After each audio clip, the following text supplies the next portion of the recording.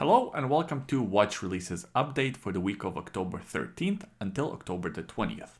Let's begin with IWC and their Pilot's Chronograph 41 Top Gun Edition. In 2021, IWC released one of my favorite ranges of watches called Mojave Desert. It had this really cool color, and also the watch was offered in two different editions. There was the regular Pilot's watch and the perpetual calendar. Of course, the perpetual calendar was extremely expensive. I think it was like $35,000.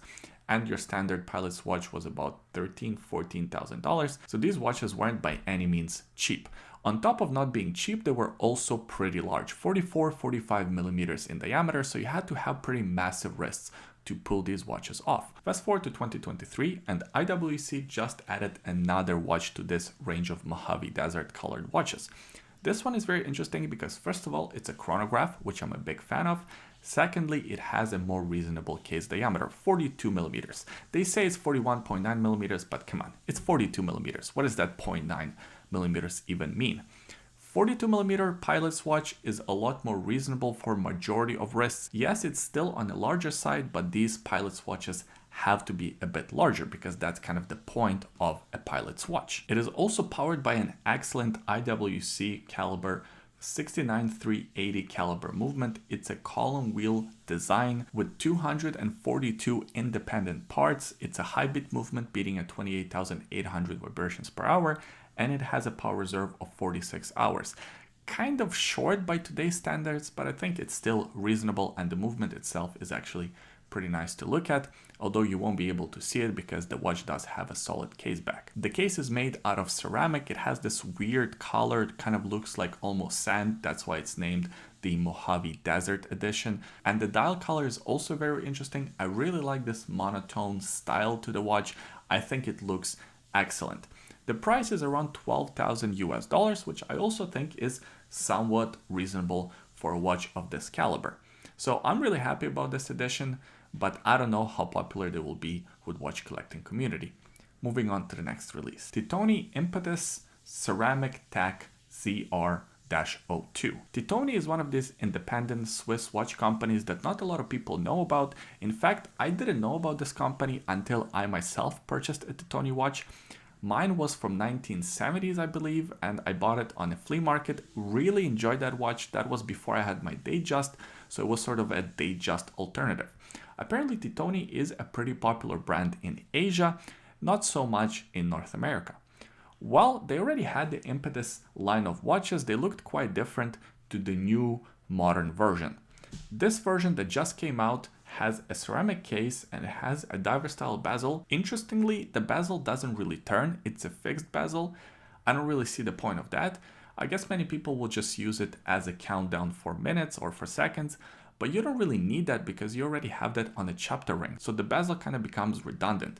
Why not make a turning bezel? The watch is also available in a few different color combinations. The one that they really featured on a lot of websites is this baby blue color with yellow accents. I think it actually looks really nice, and it comes on this baby blue rubber strap. You could also get this watch on the integrated bracelet. I think the bracelet is made out of stainless steel, although the case is made out of ceramic. I'm not sure how those materials would mesh in person. Of course, I haven't seen these watches yet. I'm just only looking at them on the website. Out of the different color variations, my favorite is probably this baby blue color with yellow accents. I also like the white dial and the dark blue accents version. I think that version looks pretty sharp. The thing that really stands out about this watch is the fact that it's powered by the ETA movement. It's powered by the ETA 2892, which is a bit of a higher end movement, and it's also a bit thinner. What that allows for is a pretty affordable price. These watches are priced around $3,000 US, which is actually really good price for a ceramic case watch. I think they're being very aggressive with this watch. They're trying to break into this sort of sporty integrated bracelet design looking watches that are alternative to the high-end versions. The TAG Heuer Carrera chronograph in 18 karat gold. It seems like TAG Heuer is the new Seiko with the frequency of their releases and the frequency of their limited editions. This one is not a limited edition, and I'm happy to say it's actually a pretty solid watch. So it's sort of an homage slash reintroduction of their watch from 1960s/1970s, the reference 1158CHN, also known as the Golden Panda. That watch had a gold case, 18 karat gold case, with two subdials, one at the 3 o'clock position, one at the 9 o'clock position, and a date window at the 6 o'clock position. It's a legendary watch, but it's also a very hard and expensive watch to buy. There are a lot of Heuer collectors, and these watches are sort of like the grail watch for a lot of Heuer chronograph collectors. Well, now Heuer has introduced, or I should say Tag Heuer has introduced, a modern version of this watch. It has a very reasonable 39mm case diameter. It's under 14mm in case thickness, which is pretty good if you consider that it has an automatic chronograph movement. Speaking of the movement, this one is powered by the caliber TH20-00. It's an automatic chronograph movement, as I mentioned. It beats at 4 Hz, has 33 joules and 80 hours of power reserve, and it's actually a very, very solid movement. The watch also comes in this glass box case design, which a lot of people enjoy, including myself. Has an 18 karat case gold. It's not actually pure 18 karat gold. It has some silver and some copper in there to add a little bit of strength to the case. The watch comes on a black leather strap, and overall it harkens back to this 1960s, 1970s vintage chronograph design, with the addition of a seconds hand by the 6 o'clock position. Some people would like that, some people will not. There's also a date at the 6 o'clock position. Not my favorite design element, but I understand why they did it. They tried to be more faithful to the original. I'd say get rid of the seconds hand, get rid of the date. But hey, that's just my personal preference without having any ties to the original. I'm sure a lot of purists will disagree with my opinion. I think the design of this watch is clean, it's sharp, and it's exactly what a lot of Tag Heuer collectors were expecting. The watch will be available in November 2023. It's not a limited edition, and it's priced at 21,000 Swiss francs. It's pretty expensive. In fact, I think it's a little bit too expensive. Yes, it comes in an 18 karat gold case, but if you consider the fact that a regular Tag Heuer Carrera costs under $7,000, having this watch be 3 times as expensive is just a little bit too much. The Studio Underd0g 02 series field watch. A couple of years ago, Studio Underd0g launched their very first watch. It was this chronograph. I'm sure you've seen pictures of it online, even if you didn't really know what this watch was. And that chronograph, the Bi-Compax, I think it's called, was very, very successful for the brand. It sort of started the conversation of this watch brand being compared to Christopher Ward or Baltic, something like that. Although they only had one line of watches, it just became a huge hit. Well, now they're releasing their second watch. It's a bit of a funky take on a traditional field watch. It comes in crazy colors. One is called Stephanie Blue, which I quite like. A bit of a dig at the Tiffany blue color variation, because anything that is that shade of blue is usually referred to as Tiffany blue. Even I'm guilty of that, referring to that color as Tiffany blue. So calling it Stephanie Blue is kind of a fun thing.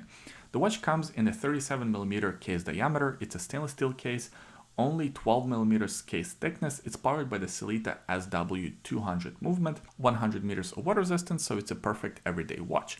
But the standout feature of this one is, of course, the dial and the dial design. 3 out of the 4 dials are fully loomed, except for the black one, because of course you can't really loom a black dial. And the way this watch is designed is very interesting. So first you had a fully loomed dial, and then on top of this dial they placed a 1mm thick sapphire crystal, and that's where they painted the indexes on. So when you look at the watch, it casts a bit of a shadow on the dial, because of course the indexes are raised, they're on top of the glass and not applied on the dial directly. It's an interesting effect. You can see that the watch has a couple of screws, one close to the 3 o'clock position, one close to the 9 o'clock position.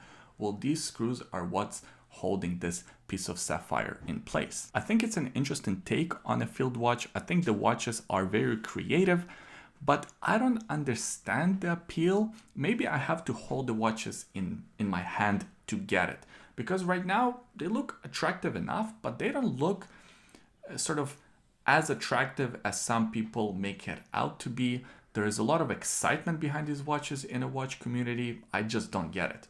Again, maybe I'm in a minority here. Maybe I need to hold one in my hands to get it. But as of right now, I think they look good. I think they're affordable, under $1,000, which is great. But they just look like a lot of other micro brand watches. To me, at least, as far as looking at pictures, there's nothing too special about these watches, but maybe I'm wrong. Leave a comment in the comment section below, let me know.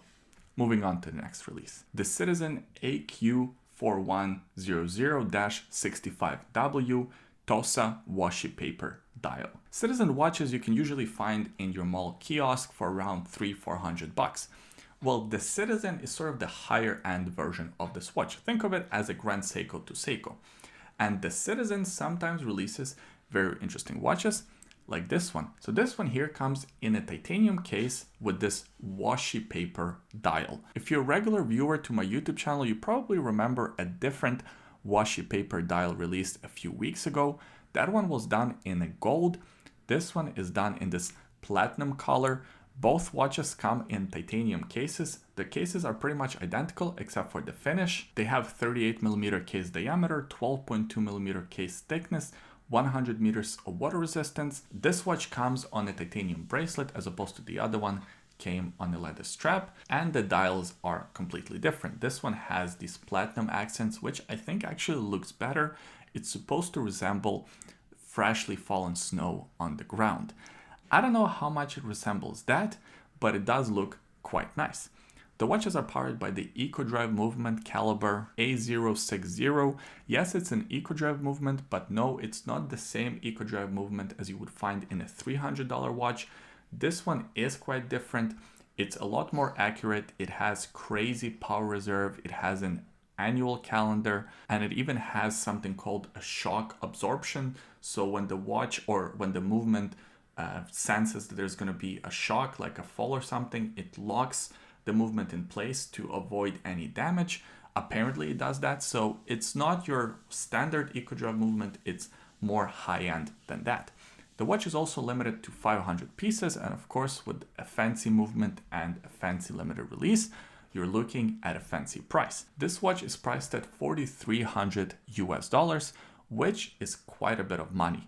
I think you have to be a big Citizen fan and really be into this watch to pull the trigger, because at $4,300 US, there's a lot of competition. I think these watches will still sell out because they're only making 500 copies, but I don't know how many you will actually see in the wild. I hope that Citizen does more watches like this, but at a more affordable price. And that's it. Those were the releases for this week. Leave a comment in the comment section below. Let me know what you think about these releases, what stood out to you, what was kind of eh. I always enjoy reading your comments. Also give this video a thumbs up if you enjoyed it, and subscribe to the YouTube channel for more videos like this. Thanks for watching. We'll see you next time. Bye.